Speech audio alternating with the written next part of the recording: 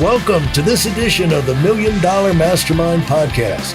This is where we pick the brains of high achievers from all walks of life and get their hard-earned, real-world insights on winning. I'm your host, Larry Weidel. In terms of getting patents, you've got how many patents do you have? 7 patents? 7? Yeah. And so that's kind of a complicated process. How do you go about, so far, Chase, you haven't let us in the fact that you might be a brainiac or something, but you do. I'm not. I mean, you got to be a brainiac here because you got seven patents. Yeah. I had my first patent when I was 14, and I just always been super, super creative. And what was that patent about? What was that patent about?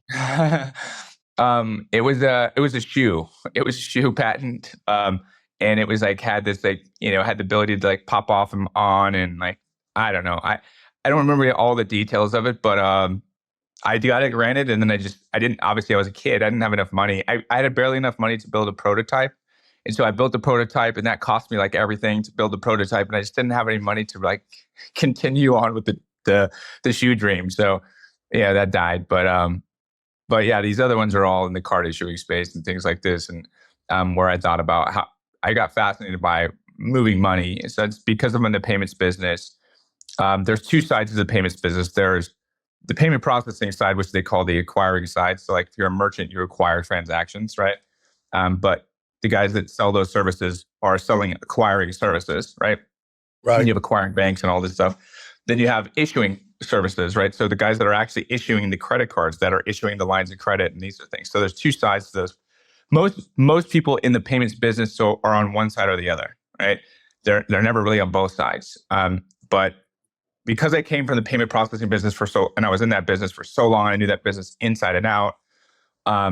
Once I started trying to build technology in 2014, because after I built this big business, all I was a commodity, right? I just was selling services at a lower rate. I'd get these huge partnerships with banks and associations and things like this. And so we'd offer this price, and we'd be getting thousands of hotels and gas stations and things like this to sign up. But it was all based on price, So once we actually started, once I realized I had to actually start building some value in the ecosystem, I started building technology on the issuing side to connect to the acquiring side. And that's when I started being the whole economy of the transaction. If you think about when I say the whole economy of the transaction, and really where I became fascinated with this and how it goes back to my patents is every sale was a purchase before that, right? Which means if you're buying a product from Best Buy or whatever, Best Buy brought that product from some wholesale distributor or manufacturer or something like this, right? So every sale was a product before that. I wanted to be the whole entire ecosystem of that chain, which means that when a consumer buys a product, I want to acquire that transaction, pay the supplier also, and then essentially do that all on the card rails. So essentially create a system where a consumer could pay with a credit card. We can take that deposit, push it into the person's account, and then create a virtual credit card and pay it on the back end. Essentially stuff that wasn't been doing. No one had been done yet inside of the retail system and the supply chain system, and so that's really where all my patents are lied. And this is all pre Apple Card. So think about now you have Apple virtual cards on your phone, right?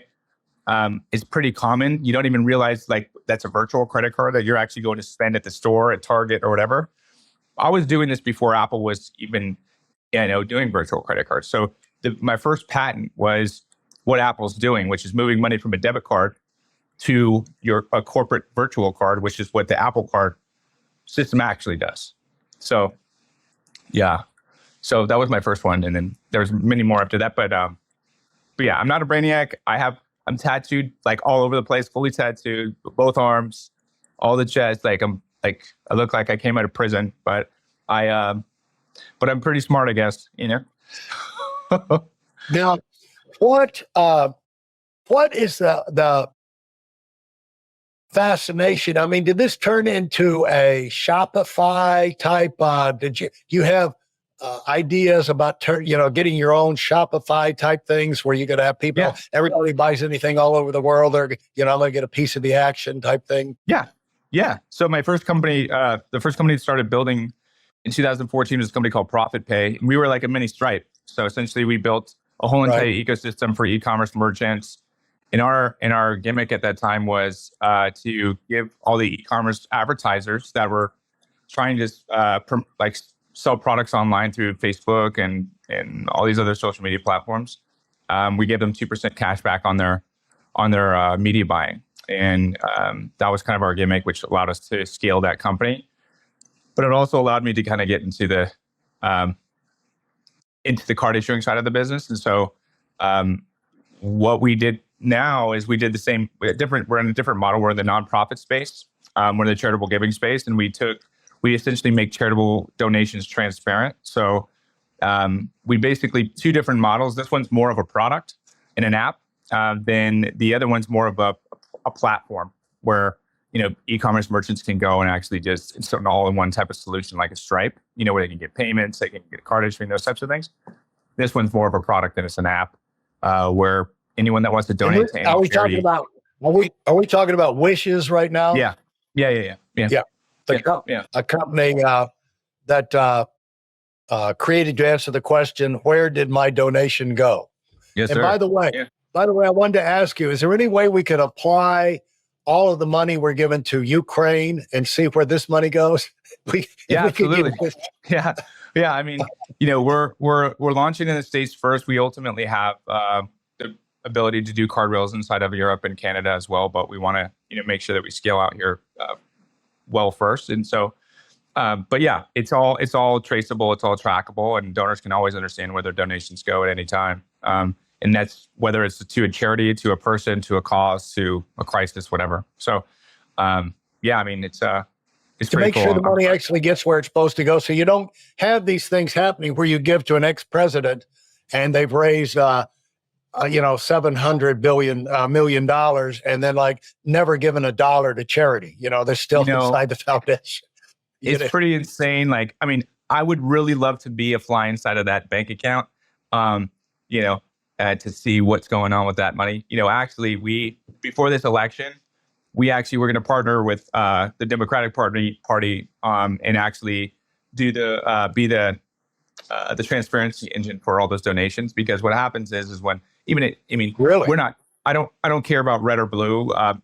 It's all green, to us. But at the end of the day, what I really want to do is, if you're a donor and you donate $10,000 to a party, whether that's to the Democrats or to the Republicans, and that person loses, wouldn't you like to know how they spent that money? Yeah. So I think everyone has the same questions, but that also applies to charities too. I mean, charities is it's the nonprofit space. Yeah, I mean, it is, but it's not. You classify it differently, but it is similar. But at the end of the day, those are the only MCC codes, merchant category codes, that basically have a black box, and they still have a black box, and it's gone on for hundreds of years. They're not actually required to trace it down to the penny, dollars in, dollars out, impact, dollars to dollar.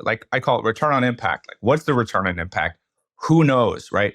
If you ask any donor, what, hey, why don't you donate to this charity, or why don't you donate to charity in general? It's well, I don't know how much goes to, I don't know how much goes to admin, how much goes to the mission, right? And that's the truth, is that everyone has the same exact question. It's that really boils down to just lack of trust, right? And if you have that clarity, then the trust isn't a factor anymore, And so it'd be nice to check and be able to confirm these charities and say, not $1 is going to be taken by, our administrative. Every dollar you spend is going to go straight to Africa or to the children or whatever. Yeah. And, it'd be nice to follow up on that because, there's nobody, nobody can lie like the liars, and they'll get up and say, the most blatant type crap for their pocketing, where, it could be that the person is saying, that not 1 cent is going to go to any of our administrative people. It's all going to go out there. 900 cents out of every dollar, and then you find out, no, 100 cents goes to them. It'd be nice to lift the veil, wouldn't it? Yeah, I mean, I think what lifting the veil will do. So, and I think over time, what we've created, I think will radically change the way that we all do charitable giving. And the reason why I know this is because once we start getting traction, all of the other companies are going to be like, okay, shit, like because what is donors? Because if we're bringing on donors to the platform too, and donors are, and they're the market, right? What do all nonprofits rely on? They rely on donations from people and companies, right? But ultimately, it's somebody that's making that decision to give to whatever that is, right? Someone's saying, hey, we're going to give here. But if everything is created equal and you always understood, you're getting the tax incentives either way, and you always understood what happened to your money.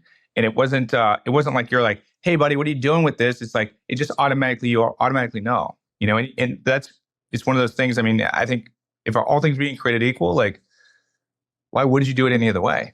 I just don't know why you would if you had that option and there's nothing different about that experience. Thanks for listening to the $1 Million Mastermind. If you felt there were any valuable takeaways from this episode, please take a minute and leave us a 5-star review. Your feedback is important and really helps us get the word out to a wider audience. Remember, we have a valuable webinar that is absolutely free. Register for it right now at whitealumwinning.com. Thanks for listening.